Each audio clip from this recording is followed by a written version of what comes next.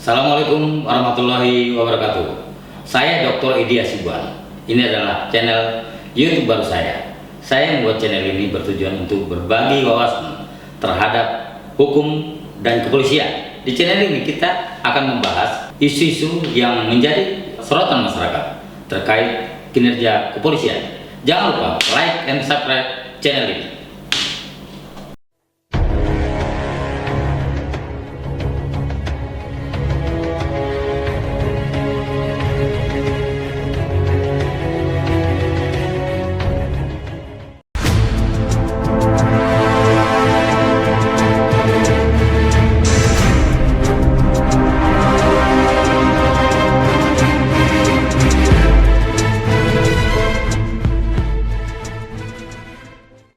Ketika Kapolri Jenderal Polisi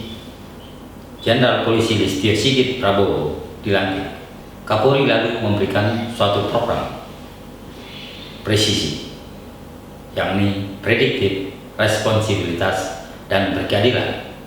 Tentu saja banyak harapan saya kira yang disampaikan oleh Bapak Kapolri ini. Harapan masyarakat terhadap Polri saat ini begitu tinggi. Masyarakat menginginkan polisi bisa bekerja profesional.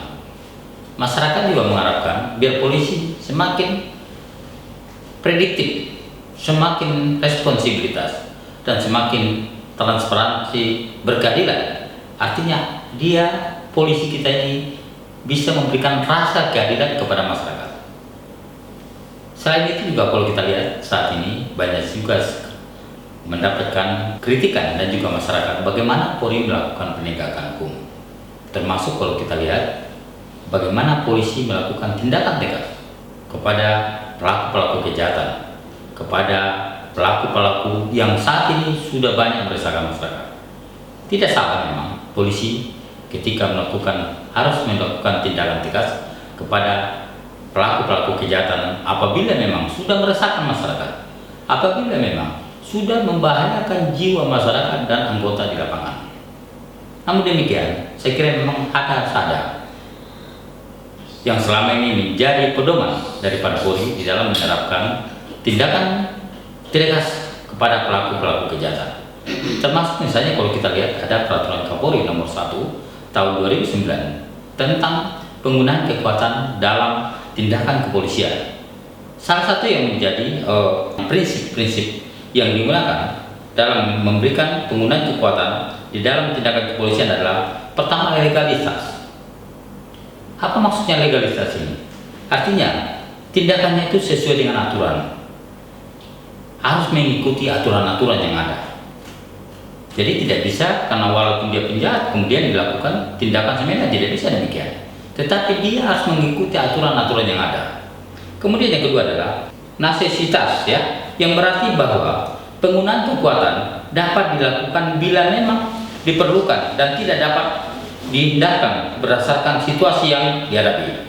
Artinya memang tindakan-tindakan yang dilakukan oleh kepolisian di lapangan harus sesuai dengan aturan. Kemudian harus memang betul-betul harus dilaksanakan. Kalau tidak bisa membahayakan masyarakat. Ya.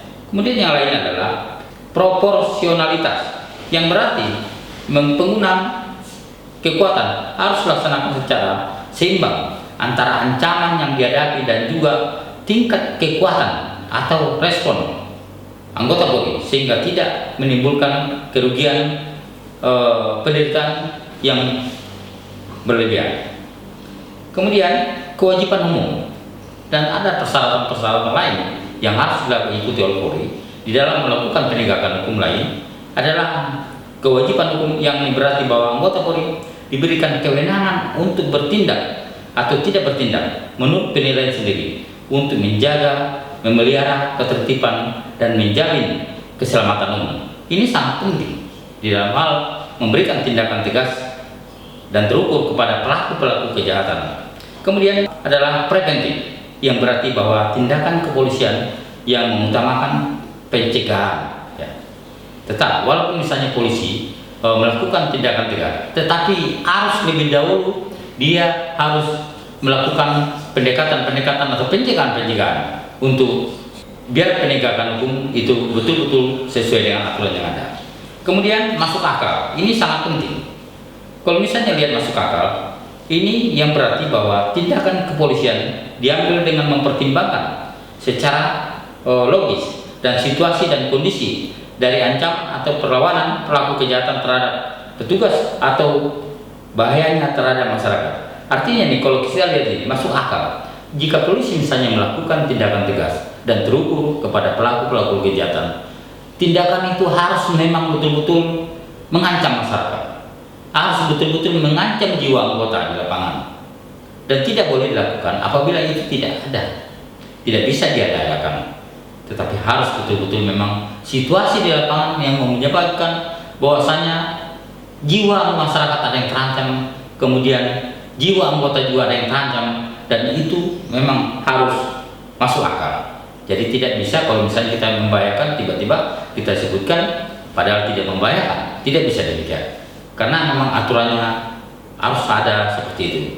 Di dalam peraturan Kapolri nomor 1 tahun 2009 tentang penggunaan kekuatan dalam tindakan kepolisian memang harus betul-betul dipatuhi seluruh jajaran Polri. Kita harapkan dengan Bapak Kapolri baru kita ini, Jenderal Polisi Listio Sigit Prabowo, penggunaan kekuatan pelaksanaan penegakan hukum bisa betul-betul dilaksanakan dengan baik, sehingga Polri pun akan semakin dipercaya oleh masyarakat, dan kemudian kalau jika dipercaya oleh masyarakat maka Polri pun akan dinilai semakin profesional dalam menjalankan tugasnya sebagai penegak hukum, sebagai pelayan, sebagai pelindung untuk masyarakat.